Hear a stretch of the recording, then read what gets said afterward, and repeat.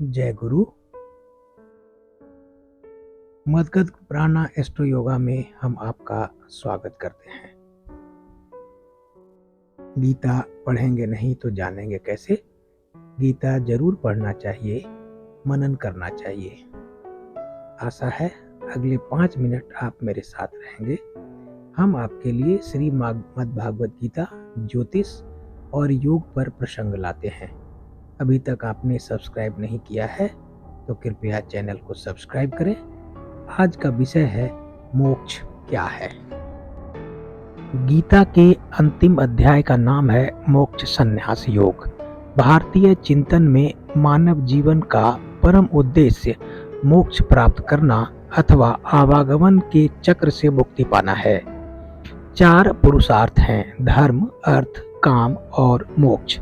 ये चारों ऐसी वस्तुएं हैं जिन्हें प्राप्त करने के लिए हमें प्रयत्न करना पड़ता है। रामकृष्ण परमहंस की अनसुनी कहानी से प्रारंभ करते हैं। माता शारदा परमहंस जी के ज्यादा खाने के रवैये से परेशान रहती थी और व्यंग के लहजे में बोलती थी, आप कैसे परमहंस हैं जिनके लिए खाना सर्वोपरि है। कभी कभी वो प्रवचन के मध्य रसोई में पहुंच जाते थे। इस रवैये से माता शारदा परेशान रहती थी। एक बार बात कुछ ज्यादा बढ़ गई और माता शारदा इस रवैये के विपरीत परमहंस जी के प्रति कठोर हो गई। तब परमहंस जी ने कहा, जब मेरी खाने के प्रति रुचि जो आज है उसमें परिवर्तन आ जाए तब समझना मेरी मृत्यु नजदीक है। कुछ माह पश्चात माता शारदा ने अनुभव किया कि अब परमहंस जी भोजन के प्रति उदासीन होते जा रहे हैं। माता शारदा उनके पास गई और पूछी, आप देह त्यागने वाले हैं क्या? परमहंस जी बोले, हाँ, कुछ ऐसा ही समझो। माता शारदा पूछती हैं, आपने ऐसा क्यों कहा था कि जब आपका भोजन के प्रति रवैया कम हो जाएगा तो आप देह त्याग के करीब होंगे। रामकृष्ण जी का उत्तर ही मोक्ष के अर्थ को स्पष्ट करता है। आत्मा शरीर से तब तक बंधा रहता है जब तक व्यक्ति का 5 भूतों में सबके या किसी के प्रति लगाव बना रहता है। माँ काली की कृपा से मेरी आत्मा से शरीर के बंधने का कोई कारण नहीं रह गया था। मुझे नरेंद्र का इंतजार करना था, इसके लिए शरीर में रहना जरूरी था। मैंने अप्राकृतिक रूप से भोजन को आत्म से बंधने का कारण बना लिया था। जब चारों पुरुषार्थ धर्म, अर्थ, काम और मोक्ष में 3 धर्म, अर्थ, काम से ऊपर उठ जाते हैं तब हम मोक्ष के योग्य बन जाते हैं। यहाँ यह जान लेना आवश्यक है कि आत्मा शरीर का त्याग 2 परिस्थितियों में ही करता है। प्रथम, आत्मा शरीर से तब तक बंधा रहता है जब तक व्यक्ति का 5 भूतों में या सबके या किसी एक के प्रति लगाव रहता है। दूसरा, शरीर का इतना रुग्ण या कमजोर हो जाना कि अब शरीर आत्मा को न बांध पाए। आइए इसे और सरलता से समझने का प्रयास करते हैं। गीता अध्याय 18 श्लोक 28 में भगवान श्री कृष्ण आत्मा की स्थिति इस तरह स्पष्ट करते हैं, अव्यक्तादीनि भूतानि व्यक्त मध्यानि भारत। आत्मा शरीर के मिलने पर व्यक्त और शरीर से निकलने के बाद पुनः अव्यक्त हो जाता है। प्रश्न स्वाभाविक है, प्रथम, शरीर मिलने से पहले आत्मा अव्यक्त अवस्था में कहाँ था?